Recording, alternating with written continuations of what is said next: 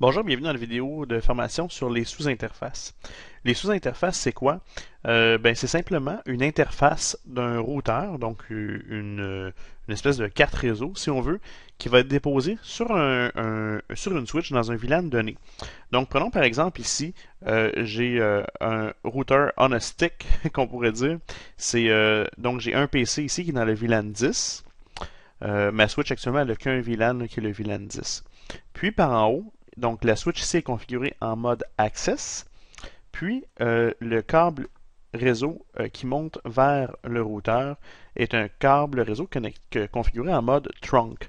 Donc il va laisser passer les différents VLAN. Donc dans le fond, le routeur ici a accès à l'ensemble des VLAN de la switch. Puis par la suite, je pourrais évidemment créer donc plusieurs VLAN à l'intérieur de ma Switch. J'ai connecté plusieurs PC là, selon, exemple, le VLAN 10 pour mettre une classe, le VLAN 20 pour mettre un autre segment administratif, et on pourrait, dans le fond, segmenter notre réseau comme ça. Et dans le fond, les gens, faut qu'ils se parlent d'un à l'autre ou qu'ils simplement communiquent avec un réseau extérieur. Donc, ça prend à ce moment-là un routeur qui va aussi être présent dans le VLAN qu'on est donné. Donc, prenons par exemple ici le fait que je suis dans le VLAN 10. Donc, j'ai configuré mon PC sur la carte réseau avec 192.168.10.10. Donc, j'ai fait une classe de réseau, une classe C pour pouvoir que ce soit plus simple dans le fond ici. Donc, j'utilise le réseau qui est dans une classe C, donc le réseau 192.168. J'ai mis le réseau 10 et j'ai attribué l'adresse IP 10 à mon autre. Sur la carte réseau, j'ai mis le gateway 192.168.10.1 qui se trouve en fait à être une interface, une sous-interface à mon routeur. Donc si on voit ici, dans les configurations, on voit que le Fast Ethernet, il y a 00, aucune adresse IP, et j'ai créé une sous-interface, donc on voit 00/10, donc pour identifier un peu qui est dans mon VLAN 10, et j'ai attribué l'adresse IP 192.168.10.1. Donc si je fais le test, vous allez voir, je vais être capable de rejoindre facilement l'adresse IP. Donc pour résumer, là, très simple, j'ai ici mon PC que j'ai attribué 192.168.10.10.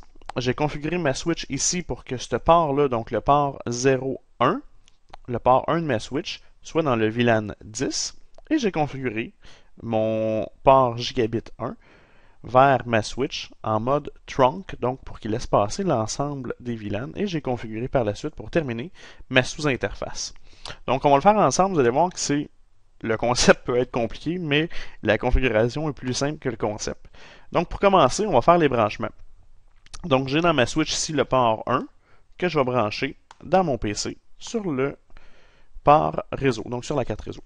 J'avais pré-entré dans le fond les configurations de ma carte réseau, je vais vous les montrer, 192.168.20.10 et aussi 192.168.20.1 pour ma passerelle par défaut qui va éventuellement être mon routeur. Donc, très simple, on va aller en ligne de commande, on va aller ici. On va aller dans la configuration, on va faire Enable, on va faire Conft, on va aller chercher l'interface FA0/1. On va faire un Switch Port Mode Access pour le passer en mode accès étant donné que c'est un poste. Puis, on va tout de suite configurer, exit là-dessus, l'interface gigabit 1/1. Puis on va faire aussi le switch port mode trunk. Donc un trunk, ça permet de voir, le type accès est vraiment déterminé dans un VLAN donné. Et tandis que le port trunk a accès à l'ensemble des VLAN. Donc vous venez de me faire penser dans le fond que je dois aller créer mon VLAN 20, donc VLAN 20. Et je vais attribuer à l'intérieur mon port FA0/1 que j'avais configuré tantôt, mon port 1. Je vais dire switch port access VLAN 20. Donc, je viens dans le fond de brancher mon port à l'intérieur de mon VLAN 20. On va juste faire un petit résumé de tout ça. On va faire un show IP interface brief. On voit que l'adresse IP, le port numéro 1 est up.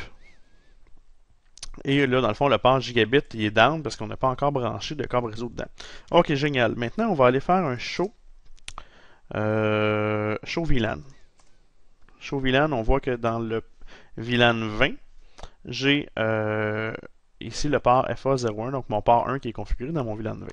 Donc jusqu'à présent, ça va bien. La première étape est faite, j'ai accès à ma switch. Donc de ma switch, on va faire le lien vers le routeur, puis par la suite, on va créer l'adresse IP du routeur, on va la mettre dans le VLAN 20. Fait que je vais avoir besoin d'un câble réseau que je vais venir brancher ici dans mon routeur. Je vais prendre le port 0 et je vais venir le brancher dans l'interface qu'on a déjà configurée, donc l'interface Gigabit 1.1. Excellent. Donc ça c'est configuré. Il me reste maintenant à aller configurer mon routeur. Donc pour configurer mon routeur, ça va être simple. Je vais aller en Enable. Je m'en vais en mode conf-t. Je vais aller faire sur mon interface FA0/0. On va commencer par lui faire un no-shot pour partir le port. Donc vous voyez que la couleur elle a changé ici, elle est passée maintenant au vert. Je fais un exit et là je vais me créer une sous-interface. Donc FA0/0, on va écrire .20 parce qu'on va l'utiliser pour se connecter au VLAN 20. Et là on va venir ici configurer certaines choses. On va commencer à faire l'encapsulation .1Q 20. Ce que ça veut dire, l'encapsulation .1Q 20, ça veut dire permet au port qui est déjà connecté en trunk d'avoir accès au VLAN 20. Donc c'est là qu'on lui dit dans le fond, ton interface virtuelle va être connectée sur le VLAN 20 de la switch qu'on vient juste de configurer. Puis par la suite, je vais lui appliquer une adresse IP, donc IP address 192.168.20.1 avec le masque par défaut, donc 255.255.255.0. Exit. Exit. Donc, si tout est beau, là, on a non seulement ouvert notre port, et on l'a aussi créé, donc avec l'encapsulation .1Q 20, donc 20 ici c'est mon numéro de VLAN, et par la suite j'ai appliqué une adresse IP qui était bel et bien dans ce VLAN-là. Donc, si tout est beau, on devrait assez rapidement voir une connectivité. Donc, si je fais ping 192.168.20.1 de mon poste, on voit qu'il y a bel et bien une réponse qui se fait. Donc, très simple, en fait, même si je voulais rajouter là, un PC ici, je pourrais créer le VLAN 30, connecter un port au VLAN 30, mettre un PC connecté au VLAN 30 et aller me créer rapidement une sous-interface pour le mettre dedans. Donc, c'est facile et même, je vous dirais, très facile de créer des sous-interfaces. Puis, par la suite, c'est vraiment le routeur qui va faire la job de passer l'information d'un VLAN à l'autre. Donc, tous vos PC sont configurés avec une passerelle par défaut. Donc, la passerelle par défaut qui est en anglais le gateway. Le gateway, c'est vraiment, dans le fond, la job du routeur. C'est vraiment lui qui va vous permettre de soit parler à un autre réseau ou éventuellement parler à un réseau étendu comme l'Internet. Donc, ceci résume rapidement un peu comment on fait la configuration des sous-interfaces sur des switches et des routeurs Cisco. Bonne journée!